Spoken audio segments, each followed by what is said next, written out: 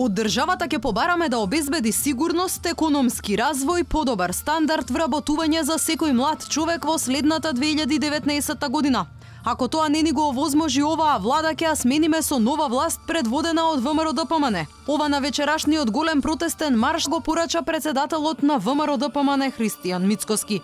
Па зарем има нешто што е поразлично од црнила што денеска и се случува на нашата татковина, почитувани мои сопатници, почитувани браќа и сестри. Зарем има нешто што можеме да го издвоиме и кое што ќе кажеме добре, тргна работата, да им дадеме шанса. Доста е веќе, нема веќе простор ниту за шанса, ниту па време имаме повеќе да ги чекаме. Заминете си од таму каде што сте ги узурпирале позициите и местата веднаш.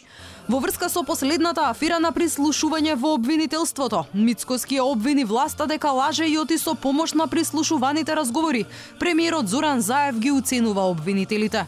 Како да ви веруваат овие луѓе дека имаме независно судство, дека имаме независно обвинителство, кога ќе излезе министерот за внатрешни работи и ќе каже не се секирајте, не се грижете, материјалите се на безбедно. Каде кај него во фиока, за да може да ги уценува судиите и обвинителите?